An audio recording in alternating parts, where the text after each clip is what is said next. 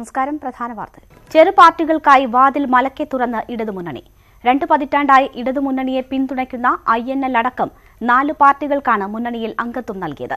R. ബാലകൃഷ്ണപിള്ളയും Francis ജോർജും നയിക്കുന്ന Kerala കോൺഗ്രസുകളും MP വീരേന്ദ്രകുമാറിന്റെ Lok Tantrik ജനതാദളും ഇനി ഇടതുമുന്നണിയുടെ ഭാഗമാകും.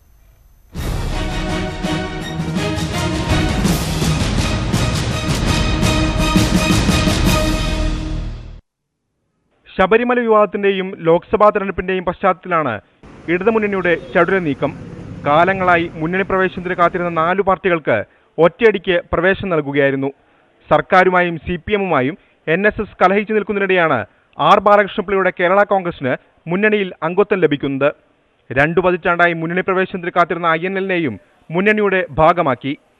KM മാണിയോടും PJ ജോസഫിനോടും കലഹിച്ച് കേരള കോൺഗ്രസ് വിട്ട ഫ്രാൻസിസ് ജോർജിന്റെ ജനാധിപത്യ കേരള കോൺഗ്രസും ഔദ്യോഗികമായി മുന്നണിയുടെ ഭാഗമായി. 4 പാർട്ടികൾ എന്നുള്ള നിലയ്ക്ക് ലോക് താന്ത്രിക് ജനതാദൾ വീരേന്ദ്രകുമാറിന്റെ നേതൃത്വത്തിലുള്ള പാർട്ടി, INL, ജനാധിപത്യ കേരള കോൺഗ്രസ് ബാലകൃഷ്ണപിള്ളയുടെ നേതൃത്വത്തിലുള്ള കേരള കോൺഗ്രസ് B ഇടതുപക്ഷ ജനാധിപത്യ മുന്നണിയിൽ ഉൾക്കൊള്ളിക്കുക എന്നതാണ് തീരുമാനം. UDF-ന്റെ സ്ഥാപക അംഗമായ R. ബാലകൃഷ്ണപിള്ള കഴിഞ്ഞ നിയമസഭാ തെരഞ്ഞെടുപ്പിന് മുൻപാണ് ഇടതുമുന്നണി സഹകരണം തുടങ്ങിയത്. മന്ത്രിസ്ഥാനം കിട്ടാൻ വേണ്ടിയല്ല ഇടതുമുന്നണിയിൽ എത്തുന്നതെന്നായിരുന്നു ബാലകൃഷ്ണപിള്ളയുടെ പ്രതികരണം. മന്ത്രിയാകാൻ വേണ്ടിയുള്ള ഒരു പണിയായിട്ട് ഈ മുന്നണി പ്രവേശനത്തെ ഞങ്ങൾ കാണുന്നില്ല. 4 പാർട്ടികളിൽ INL-നാണ് ഇടതുമുന്നണിയുമായി ഏറ്റവും കൂടുതൽ കാലത്തെ അടുപ്പമുള്ളത്. 1/4 നൂറ്റാണ്ട് പ്രായത്തിലേക്ക് പ്രവേശിക്കുന്ന ഈ പാർട്ടിക്ക്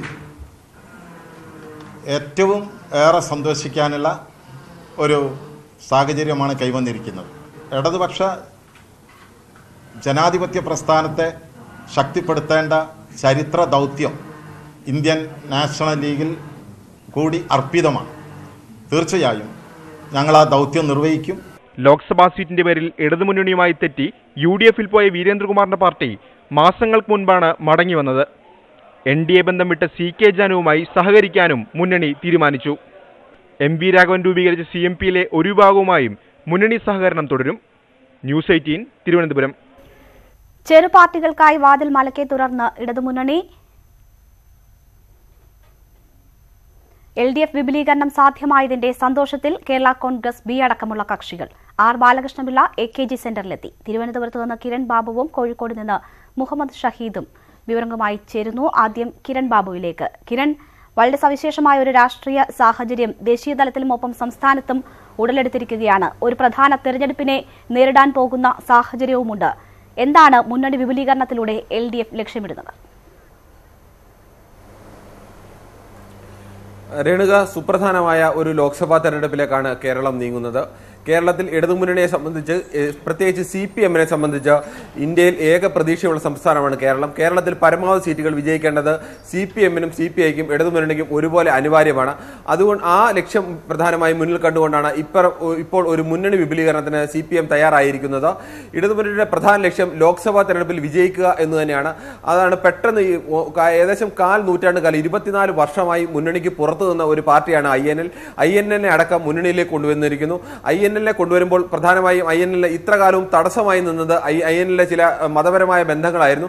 അതിനപ്പുറത്തേക്ക് ആ ബന്ധം കൊണ്ടുവരുമ്പോൾ അതിനെ സ്വാധീനിക്കുന്ന രീതിയിലാണ് മറ്റ് പാർട്ടികളെ അടക്കം എടുത്തിരിക്കുന്നത്. പ്രധാനമായും ക്രിസ്തീയ പശ്ചാത്തലമുള്ള ഒരു പാർട്ടി കൂടി വരുന്നു. അത് ഫ്രാൻസിസ് ജോർജ് നേതൃത്വം നൽകുന്ന ജനാധിപത്യ കേരള കോൺഗ്രസ് ആണ്. ഒരു മുസ്ലിം പശ്ചാത്തലമുള്ള പാർട്ടിയാണ് INL-എങ്കിൽ ഒരു ക്രിസ്ത്യ പശ്ചാത്തലമുള്ള പാർട്ടിയും അതോടൊപ്പം തന്നെ ഒരു ഹിന്ദു, പ്രത്യേകിച്ച് ഒരു നായർ പശ്ചാത്തലമുള്ള ഒരു പാർട്ടി കൂടി വരുന്നു. അത് കേരള കോൺഗ്രസ് B ആണ്. കേരള കോൺഗ്രസ് B-യെ സംബന്ധിച്ച് ഇപ്പോൾ പെട്ടെന്ന് തന്നെ വളരെ വേഗത്തിൽ തന്നെ UDF-ൽ നിന്ന് LDF-ൽ എത്താൻ കഴിഞ്ഞിരിക്കുന്നു എന്നൊരു പ്രത്യേകത കൂടിയുണ്ട്.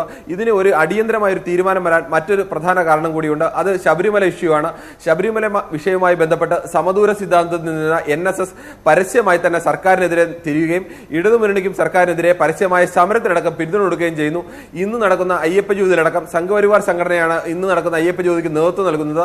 അത്തരം ഒരു സംഘടന നടത്തുന്ന പരിപാടിക്ക് പരസ്യമായ പിന്തുണയാണ് NSS നൽകുന്നത്.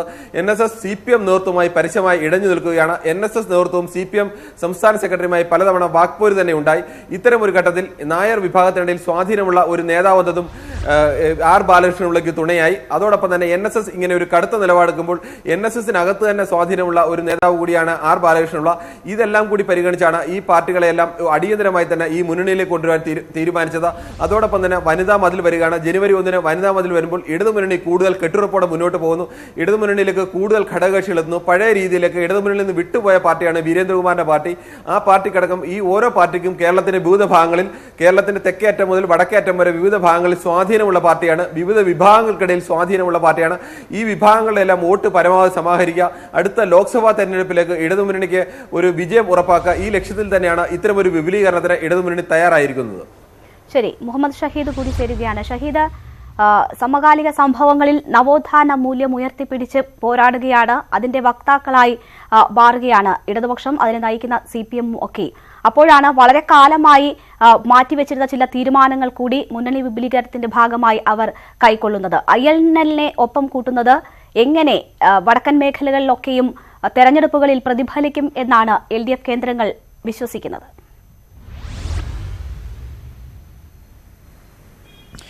രേണുക സൂചിപ്പിച്ചതുപോലെ INL മുസ്ലിം ലീഗിൽ നിന്ന് ബാബരി മസ്ജിദ് തകർക്കപ്പെട്ടതിനെ തുടർന്ന് മുസ്ലിം ലീഗ് പിളർന്ന് രൂപീകരിക്കപ്പെട്ട പാർട്ടിയാണ് INL. CPM നേതാക്കന്മാരുടെ ആശീർവാദത്തോടുകൂടിയാണ് പാർട്ടി രൂപീകരിച്ചതെങ്കിലും പിന്നീട് പല കാരണങ്ങളാൽ LDF മുന്നണി പ്രവേശനം INL ലഭിച്ചില്ല. CPM-നകത്തും LDF-നകത്തിലെ ചില കക്ഷി നേതാക്കന്മാരുടെയൊക്കെ എതിർപ്പ് INL മുന്നണി പ്രവേശനത്തിന് ഉണ്ടായിരുന്നു എന്ന് നേരത്തെ തന്നെ വാർത്തകൾ ഉണ്ടായിരുന്നു. ഏതായാലും 25 വർഷം അവർ മുന്നണി പ്രവേശനം ലഭിക്കാതെ പക്ഷേ മുന്നണിക്കൊപ്പം ചേർന്നുകൊണ്ട് നിൽക്കുന്ന ഒരു രാഷ്ട്രീയ സാഹചര്യം ഉണ്ടായിരുന്നു. രണ്ട് തവണയായി നിയമസഭയിൽ അവരുടെ പ്രതിനിധികൾ, INL പ്രതിനിധികൾ LDF സീറ്റിൽ മത്സരിച്ച് ജയിച്ചു കയറുന്ന ചെയ്യുന്ന ഒരു സാഹചര്യം ഉണ്ടായിരുന്നു. പക്ഷേ എങ്കിൽ പോലും മുന്നണി പ്രവേശനം ലഭിക്കാതിരുന്നത് ആ പാർട്ടിക്ക് തിരിച്ചടിയായിരുന്നു. പലതരത്തിലുള്ള കൊഴിഞ്ഞുപോക്കുകൾ നേതൃതലത്തിലും പ്രാദേശിക തലത്തിൽ അണികളും കൊഴിഞ്ഞുപോയി മുസ്ലിം ലീഗിലേക്ക് ചേക്കേറുന്ന ഒരു സാഹചര്യം, ആ പാർട്ടിയെ ദുർബലപ്പെടുത്തുന്ന ഒരു സാഹചര്യം ഉണ്ടായിരുന്നു. ഇതിനൊടുവിലാണ് കഴിഞ്ഞ മാസങ്ങൾക്ക് മുൻപ് അടിയന്തരമായി ഇക്കാര്യം പരിഗണിച്ച് മുന്നണി പ്രവേശനം ലഭിച്ചില്ലെങ്കിൽ തങ്ങൾക്ക് മറ്റ് രാഷ്ട്രീയ നീക്കങ്ങൾ നടത്തേണ്ടി വരുമെന്ന് തുറന്നു പറയുന്ന ഒരു രീതിയിലേക്ക് INL മാറുന്ന ഒരു സാഹചര്യം കൂടിയുണ്ട്. രേണുക സൂചിപ്പിച്ചതുപോലെ ഇപ്പോൾ മുന്നണിയിൽ എടുത്തവരെല്ലാം തന്നെ ഏറെക്കുറെ എല്ലാവരും തന്നെ മതപരമായ ഒരു പരിച്ഛേദം കൂടി ഉള്ളവരാണ്. ആ സാഹചര്യത്തിൽ INL പ്രവേശനത്തിന് മറ്റ് മതവിഭാഗങ്ങളുടെ കൂടി പ്രവേശനം ഉണ്ടായതോടുകൂടി INL-നും പ്രവേശനം സുഗമമായിരിക്കുന്ന ഒരു സാഹചര്യം കൂടിയുണ്ട്. CPM കുറച്ചു കാലങ്ങളായി ന്യൂനപക്ഷങ്ങളിൽ, പ്രത്യേകിച്ച് മുസ്ലിം ന്യൂനപക്ഷങ്ങളിൽ സ്വാധീനമുണ്ടാക്കാനുള്ള ഒരു ശ്രമം നടത്തിക്കൊണ്ടിരിക്കുന്നുണ്ട്. മുസ്ലിം ലീഗുമായി നേർക്കുനേർ നിന്ന് രാഷ്ട്രീയ പോരാട്ടം നടത്തിക്കൊണ്ടിരുന്ന ഒരു പാർട്ടിയാണ് INL. അതുകൊണ്ട് തന്നെ ഈ മുസ്ലിം ലീഗ് വിരുദ്ധ രാഷ്ട്രീയം, മുസ്ലിം ലീഗ് വിരുദ്ധ വോട്ടുകൾ കൂടുതൽ ഇടതുപക്ഷത്തേക്ക് കൊണ്ടുവരാൻ INL ഒരു ചാലകശക്തിയായി മാറുമെന്ന് CPM കണക്ക് കൂട്ടുന്നുണ്ട്. തുടക്കത്തിൽ INL രൂപീകരിക്കപ്പെട്ടപ്പോൾ ഉണ്ടായിരുന്ന വലിയൊരു ശക്തി ആ പാർട്ടിക്ക് ഇപ്പോൾ ഇല്ലെങ്കിൽ പോലും മലബാറിൽ പ്രത്യേകിച്ചും മുസ്ലിങ്ങൾക്കിടയിൽ സ്വാധീനം ചെലുത്താൻ കഴിയും. മുന്നണി പ്രവേശനം ലഭിക്കുന്നതോടുകൂടി ആ പാർട്ടിക്ക് കൂടുതൽ ശക്തി തെളിയിച്ച് കൂടുതൽ ന്യൂനപക്ഷങ്ങളെ പാർട്ടിയിലേക്ക് അടുപ്പിക്കാൻ കഴിയുമെന്നുള്ള ഒരു ചിന്ത CPM-നുണ്ട്. ഇതുതന്നെയാണ് INL നേതാക്കന്മാരും നമ്മോട് പങ്കുവച്ചിരിക്കുന്നത്. അതായത് ഇടതുപക്ഷ രാഷ്ട്രീയത്തിനൊപ്പം നിന്നു, നിലയുറപ്പിച്ചു 25 വർഷം ക്ഷമയോടുകൂടി നിന്നു എന്നുള്ളതിന്റെ ഒരു പ്രതിഫലമായാണ്, അല്ലെങ്കിൽ അതിന്റെ ഭാഗമായി കൂടിയാണ് ഈ മുന്നണി പ്രവേശനത്തെ തങ്ങൾ കാണുന്നത് എന്ന് INL സംസ്ഥാന പ്രസിഡന്റ് AP അബ്ദുൽ വഹാബും ചൂണ്ടിക്കാണിക്കുകയുണ്ടായി. ഒപ്പം എടുത്തു പറയേണ്ടത് മലബാറിൽ നിന്നുള്ള തന്നെയുള്ള ലോക് താന്ത്രിക് ദളിനും കൂടി ഇപ്പോൾ മുന്നണി പ്രവേശനം ലഭിച്ചിരിക്കുന്നു. പ്രത്യേകിച്ചും കോഴിക്കോട് വടകര പ്രദേശങ്ങളിലൊക്കെ സ്വാധീനമുള്ള ഒരു പാർട്ടിയാണ് ജനതാദളിന്റെ. ഏറെക്കാലം ഇടതുമുന്നണിയുടെ ഭാഗമായിരുന്നു. പിന്നീട് കോഴിക്കോട് ലോക്സഭാ തെരഞ്ഞെടുപ്പിൽ സീറ്റ് വിഭജനവുമായി ബന്ധപ്പെട്ട തർക്കത്തിനൊടുവിൽ മുന്നണിയിൽ നിന്ന് മാറേണ്ട സാഹചര്യം ഉണ്ടായി. പക്ഷേ കുറച്ചു കാലങ്ങളായി ഇടതുമുന്നണിയുമായി ഒപ്പം നിൽക്കുകയാണ്. CPM നേതൃത്വവുമായി നടത്തിയ ചർച്ചയ്ക്കിടെ ധാരണയുടെ അടിസ്ഥാനത്തിൽ കൂടിയാണ് UDF വിട്ട് ഇടതുമുന്നണി പ്രവേശനത്തിനായി കാത്തുന്നത്. ഇതിനുകൂടി അംഗീകാരം ലഭിച്ചിരിക്കുന്നു. ലോക് താന്ത്രിക് ദളിന്റെ നേതാക്കന്മാർ അല്പം മുമ്പ് ശ്രേയാംസ് കുമാർ ഉൾപ്പെടെയുള്ളവർ സംസാരിച്ചിരുന്നു. ലോക്സഭയിൽ വടകര ലോക്സഭാ സീറ്റ് ആവശ്യപ്പെടുമോ എന്ന ചോദ്യത്തിന് ഈ ഘട്ടത്തിൽ അത്തരമൊരു ആവശ്യം ഉന്നയിക്കുന്നില്ല. പക്ഷേ തങ്ങൾക്ക് വലിയ രാഷ്ട്രീയ സ്വാധീനമുള്ള, തങ്ങൾക്ക് വോട്ടർമാരുള്ള ഒരു മണ്ഡലമാണ് വടകര. അത് അയ്യപ്പ വിഗ്രഹത്തിൽ ചാർത്താനുള്ള തങ്കയങ്കി വഹിച്ചുകൊണ്ടുള്ള ഘോഷയാത്ര പമ്പയിലെത്തി. ദേവസ്വം ബോർഡ് പ്രതിനിധികൾ തങ്കയങ്കി ഘോഷയാത്രയ്ക്ക് സ്വീകരണം നൽകി.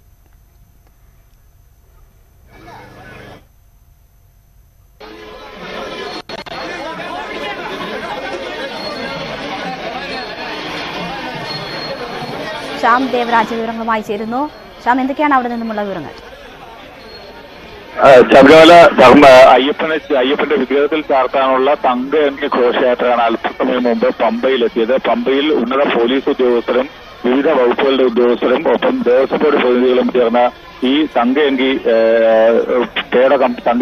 ഒപ്പം പേടകവും ഏറ്റുവാങ്ങി ഇത് ഇപ്പോൾ പമ്പ ഗണപതി ക്ഷേത്രത്തിൽ എത്തിച്ചു നടപടിയിൽ വെച്ചിരിക്കുകയാണ്. ഇവിടെ ഭക്തർ എത്തി ഈ തങ്കയങ്കിയെ വണങ്ങും. ഇതിനുശേഷം അല്പസമയത്തിനുള്ളിൽ തങ്കയങ്കിയുമായി അയ്യപ്പ സേവാ സംഘത്തിന്റെ പ്രതിനിധികൾ തലച്ചുമടായി ഒപ്പം പേടകം തലച്ചുമടായും അല്ലാതെയും ഈ തങ്കയങ്കിയുമായി സന്നിധാനത്തേക്ക് പോകും. സന്നിധാനത്തേക്ക് പോകുന്ന വഴിയിൽ പരമ്പരാഗത കാനനപാതയിലൂടെയാണ് പോകുന്നത്. അപ്പോൾ ശരംകുട്ടിയിൽ വെച്ച് ഇത് ദേവസ്വം ബോർഡ് പ്രതിനിധികൾ ഏറ്റുവാങ്ങുകയും ചെയ്യും. ഇവിടെ നിന്നും ദേവസ്വം ബോർഡ് പ്രതിനിധികളാണ് കൊണ്ടുപോകുന്നത്. 18ാം പടിക്ക് മുകളിൽ കൊടിമരത്തിന്റെ സമീപത്ത് വെച്ച് ദേവസ്വം ബോർഡ് പ്രതിനിധികൾ, ദേവസ്വം ബോർഡ് സ്പെഷ്യൽ കമ്മീഷണർ ഉൾപ്പെടെയുള്ള ആളുകൾ ഈ തങ്കയങ്കി മേൽശാന്തിക്കും തന്ത്രിക്കും കൈമാറും. തുടർന്ന് ഇത് ശ്രീകോവിലിന് ഉള്ളിലേക്ക് എത്തിക്കുകയും നട അടയ്ക്കുകയും ചെയ്യും. തുടർന്ന് തങ്കയങ്കി ചാർത്തിയതിനു ശേഷം 6 മണിയോടുകൂടി ദീപാരാധനയ്ക്കായി നട തുറക്കും. ഈ സമയത്താകും ഭക്തജനങ്ങൾക്ക് അവിടെ എത്തിയിട്ടുള്ള അയ്യപ്പന്മാർക്കെല്ലാം ദർശനത്തിന് തങ്കയങ്കി ചാർത്തിയുള്ള വിഗ്രഹത്തിൽ തങ്കയങ്കി ചാർത്തിയ വിഗ്രഹത്തെ ദർശിക്കാനുള്ള അവസരമുണ്ടാകുക. മണ്ഡലകാലം അതിന്റെ അവസാന മണിക്കൂറുകളിലേക്ക് അടുക്കുകയാണ്. ഇനി നാളെ ഉച്ചയ്ക്ക് 12 മണിക്കാണ് മണ്ഡലപൂജ. അതിന് തൊട്ട് മുന്നോടിയായാണ് തങ്കയങ്കി ചാർത്തിയുള്ള പൂജ ദർശനം നടക്കുന്നത്. ഇത് 451 പവൻ തൂക്കമുള്ളതാണ് തങ്കയങ്കി. ശരി, ശ്യാം ദേവരാജാണ് വിവരങ്ങൾ നൽകിയത്. ശബരിമലയിൽ തീർത്ഥാടകരുടെ വരവ് കൂടിയിട്ടും നടവരവ് കുറഞ്ഞതായി ദേവസ്വം ബോർഡ്. മുൻവർഷത്തെ അപേക്ഷിച്ച് 59 കോടിയുടെ കുറവാണ് ഉണ്ടായത്. മണ്ഡലകാലം 39 ദിവസം പിന്നിട്ടപ്പോൾ അയ്യപ്പന്മാരുടെ എണ്ണത്തിൽ മുൻവർഷത്തേക്കാൾ വർധനവുണ്ടായെന്നാണ് ദേവസ്വം ബോർഡിന്റെ വാദം. ഇന്നലെ വരെയുള്ള കണക്ക് നോക്കുമ്പോൾ ഏകദേശം 32 ലക്ഷത്തോളം ആളുകൾ ഇപ്പോൾ വന്നു കഴിഞ്ഞു, തീർത്ഥാടകർ വന്നു കഴിഞ്ഞു. കഴിഞ്ഞ വർഷം ശബരിമലയിൽ എത്തിച്ചേർന്ന ഭക്തജനങ്ങളുടെ എണ്ണം 68 ലക്ഷമാണ്. വരുമാനം കൂടിയിട്ടില്ല. 5,93,417 രൂപയാണ്. കഴിഞ്ഞ വർഷം ഇതേ ദിവസം 1,64,389,374 59 കോടിയുടെ കുറവ്. അപ്പം അരവണ ഇനത്തിലും കാണിക്ക ഇനത്തിലും കുറവുണ്ടായിട്ടുണ്ട്. മകരവിളക്കുത്സവത്തോടെ വരുമാനം കൂടുമെന്നാണ് പ്രതീക്ഷ. മറ്റേ ടോട്ടൽ എടുക്കുമ്പോൾ കുറച്ച് കുറവുണ്ട്. അതിപ്പോൾ ഈ വരുന്ന ദിവസങ്ങൾ കൊണ്ട് ക്ലിയർ ചെയ്യും എന്നാണ് ഞങ്ങളുടെ ധാരണ. കാണിക്കയിടുന്നതിനെതിരെ ഉണ്ടായ പ്രചരണം നടവരവിനെ ബാധിച്ചുവെന്ന വിലയിരുത്തലിൽ തന്നെയാണ് ദേവസ്വം ബോർഡ്. ശബരിമല ഹൈക്കോടതി നിരീക്ഷക സമിതിയുടെ പ്രവർത്തനം മികച്ച രീതിയിലാണെന്നും ദേവസ്വം ബോർഡ് പ്രസിഡന്റ് പറഞ്ഞു.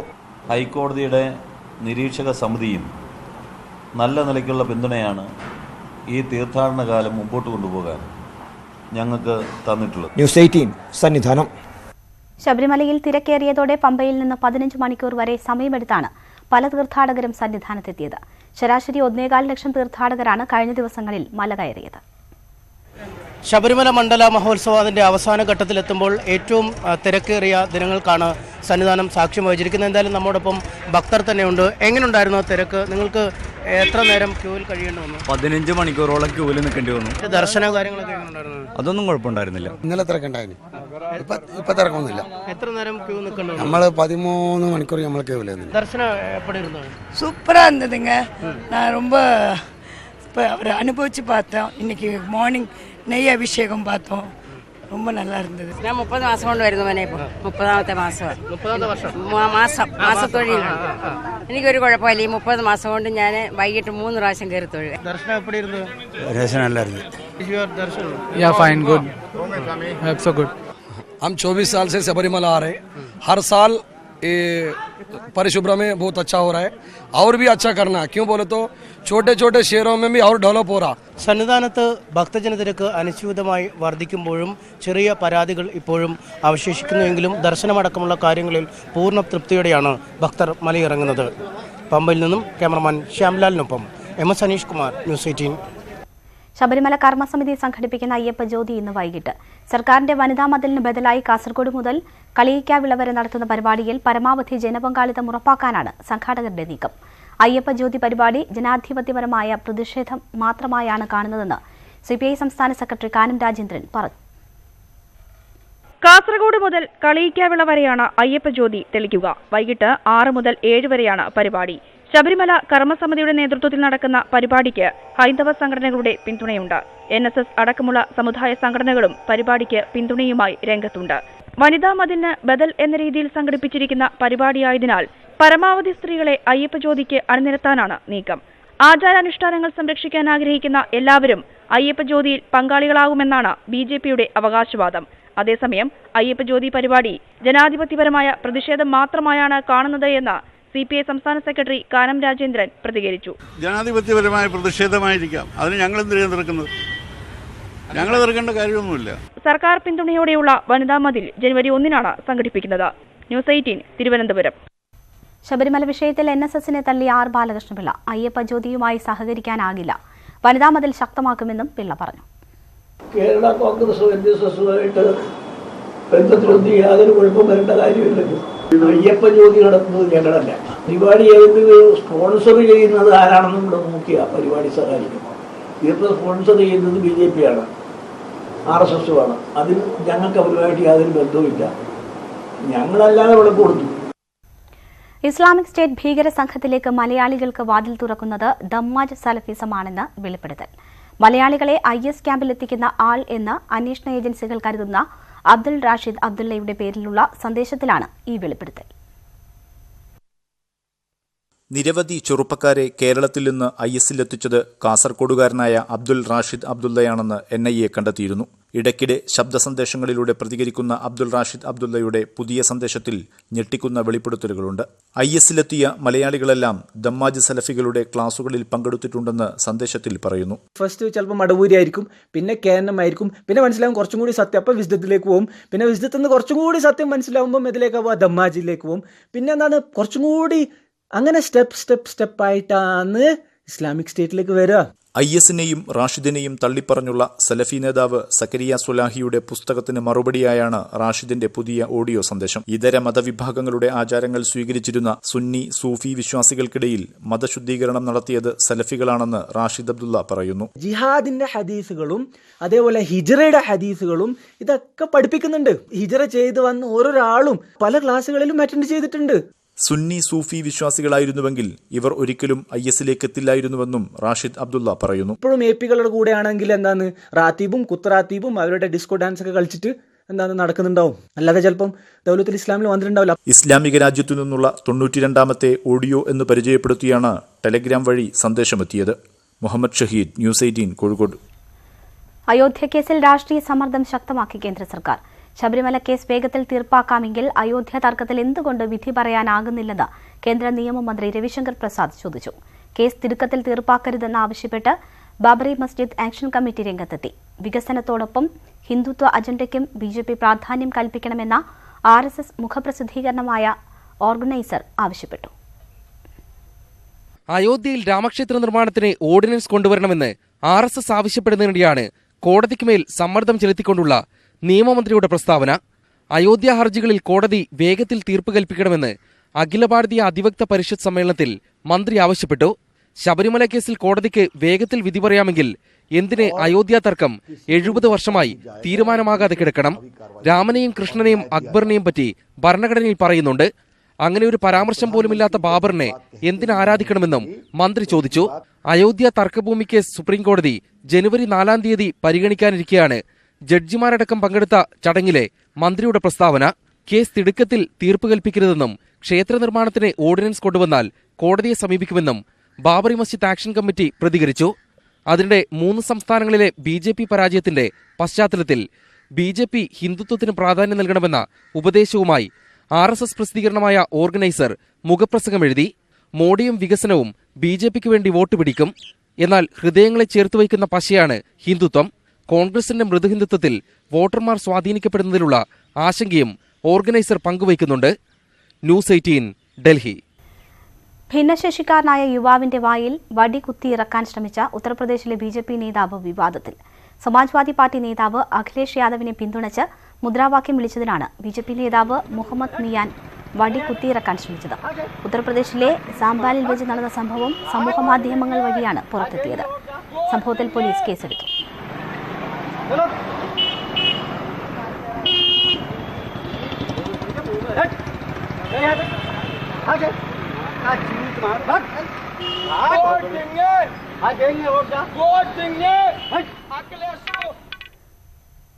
മറ്റൊരു ആഗോള സാമ്പത്തിക മാന്ദ്യത്തിന്റെ ലക്ഷണം പ്രകടിപ്പിച്ച് എണ്ണവില വീപ്പയ്ക്ക് $50 കൂപ്പുകുത്തി. ഉൽപാദനം വെട്ടിക്കുറച്ചിട്ടും വില ഇടിയുന്നത് തുടരുന്ന സാഹചര്യത്തിൽ UAE ഉൽപാദക രാജ്യങ്ങളുടെ അടിയന്തര യോഗം വിളിച്ചു. ഇന്ത്യ ഉൾപ്പെടെയുള്ള രാജ്യങ്ങളിലെ ഓഹരി വിപണികളും കൂപ്പുകുത്തി. അമേരിക്കയിലെ ട്രഷറി സ്തംഭനം 4-ാം ദിവസവും തുടരുകയാണ്. 2 വർഷം മുൻപുള്ള വിലയിലേക്കാണ് ആഗോള എണ്ണവില ഇന്നലെ കൂപ്പുകുത്തിയത്. ഒരു ബാരലിന് $50.01. എണ്ണ ഉൽപ്പാദക രാജ്യങ്ങളുടെ സംഘടനയായ ഒപെക്കും റഷ്യയും മറ്റ് 8 രാഷ്ട്രങ്ങളും ഉൽപ്പാദനം വെട്ടിക്കുറച്ചിട്ടും വില ഇടിയുകയാണ്. വ്യാവസായിക ഉൽപ്പാദനത്തിലുണ്ടായ കുറവാണ് എണ്ണ വിലയിടിവിന് പിന്നിൽ. സ്ഥിതി തുടർന്നാൽ 2008 ഉണ്ടായതിന് സമാനമായ സാമ്പത്തിക മാന്ദ്യം ഉണ്ടാകുമെന്നാണ് മുന്നറിയിപ്പ്. മെക്സിക്കോ അതിർത്തിയിൽ മതിൽ പണിയാൻ US കോൺഗ്രസ് പണം അനുവദിക്കാത്തതിനെ തുടർന്നുണ്ടായ ട്രഷറി സ്തംഭനം തുടരുകയാണ്. മതിലിന് പണം അനുവദിക്കണം എന്ന നിലപാടിൽ നിന്ന് പിന്നോട്ടില്ലെന്ന് പ്രസിഡന്റ് ഡൊണാൾഡ് ട്രംപ് ആവർത്തിച്ചു.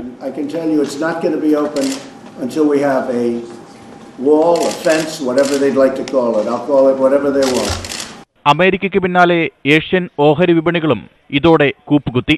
സെൻസെക്സിൽ രാവിലെ 1 മണിക്കൂർ കൊണ്ട് 350 പോയിന്റാണ് ഇടിഞ്ഞത്. International desk, news 18.